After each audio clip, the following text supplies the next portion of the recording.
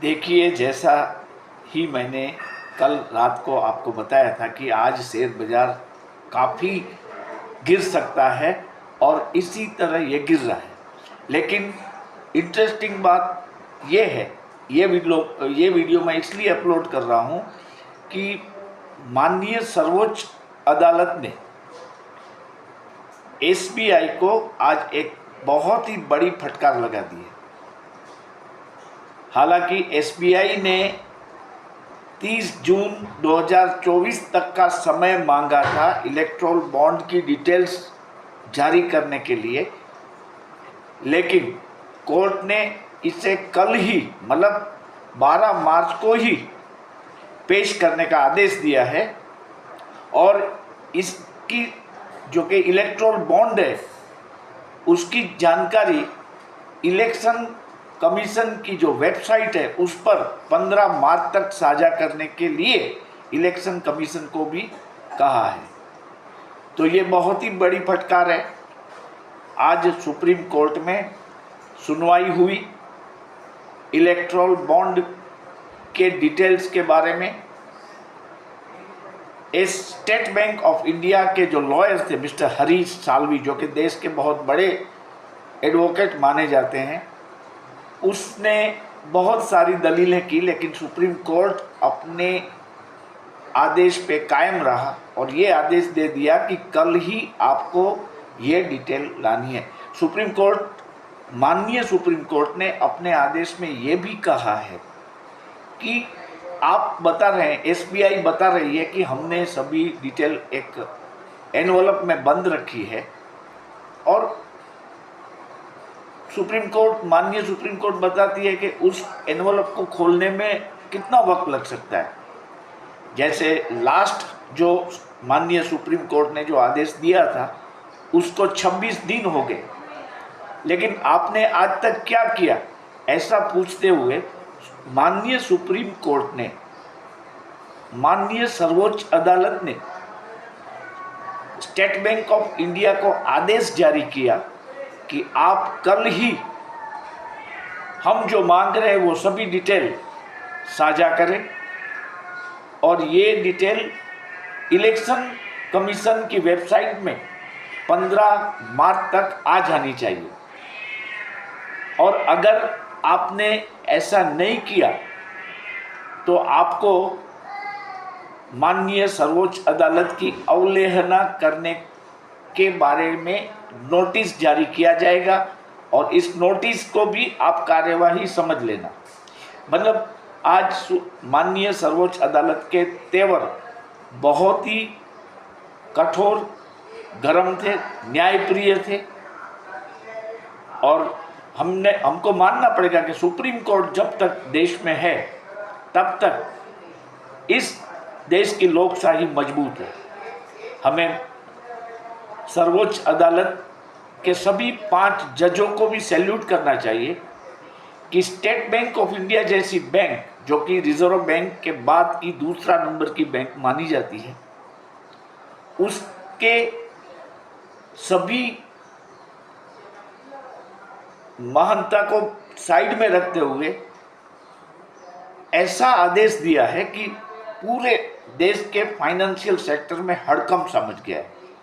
आप देखो कि वो स्टेट बैंक ऑफ इंडिया ये सब इलेक्ट्रोल बॉन्ड्स की इंफॉर्मेशन को जारी करने के लिए 30 जून तक का समय मांगती रही थी, वो इसलिए कि तब तक इलेक्शन ख़त्म हो जाए।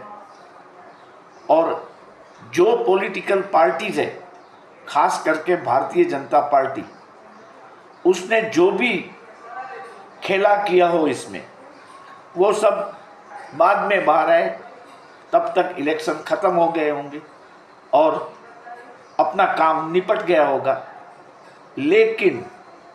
लेकिन ऐसा इस महान लोकशाही देश में नहीं हो सका। आप देखिए, माननीय सर्वोच्च अदालत को हम जितनी तारीफ करें उतनी कम है, क्योंकि लोग जो लॉजिक से मानते थे वही न्याय उसने दिया है। और अब स्टेट बैंक ऑफ इंडिया को कल मतलब ट्यूसडे को ही इलेक्ट्रोल बॉन्ड की सभी बातें को सार्वजनिक करनी है और इलेक्शन कमीशन की वेबसाइट में भी वो सभी बातें, किसने कितना चंदा दिया, किस कॉरपोरेट ने कितना चंदा दिया, किस पॉलिटिकल पार्टी को कितना चंदा मिला, किसने ऐसे बॉन्ड को एनकेश करवाए, ये सब इंफॉर्मेशन अगर स्टेट बैंक ऑफ इंडिया कल सुप्रीम कोर्ट के सामने ये सब इंफॉर्मेशन साझा कर देगी, वो तो उसको करनी ही है, करनी ही पड़ेगी, तो ये सब बातें आम जनता समक्ष आ जाएगी। ऐसा मानिए कि ये एक प्री इलेक्शन वॉर था ऑपोजिशन और बीजेपी के बीच में, और फिलहाल तो इनडायरेक्टली ऑपोजिशन की जीत हुई है। कल ये देखना बहुत रसप्रद रहेगा कि एसबीआई क्या कल माहिती साझा करती है या कुछ और कानूनी दावपेच अभी इसमें जुड़ते हुए देख पाते हैं हम। लेकिन जो आज माननीय सर्वोच्च अदालत का जो रवैया था वो इतना स्ट्रॉन्ग था कि कोई भी कानून के जो निष्णात है वो ऐसा नहीं मानते हैं कि एसबीआई इस ऑर्डर के खिलाफ, इस अपनी अर्जी को खारिज करने के ऑर्डर के खिलाफ कुछ फिर से प्रेजेंटेशन दे, ये पॉसिबल नहीं है। और देखिए शेयर बाजार में आज कैसा हो गया। बैंक निफ्टी 500 पॉइंट के करीब डाउन है, निफ्टी भी ओवर 100 पॉइंट डाउन है, सेंसेक्स भी डाउन है। और मैं ऐसा मानता हूं कि अब ये जो मंदी है, मंदी की चाल और गहरी होगी। अच्छा है, आपको मौका मिल रहा है, कुछ ना कुछ खरीदने का। अच्छे से शेयर जो मैंने आपको बताए हैं एक्यूमुलेट करना शुरू कर दीजिए,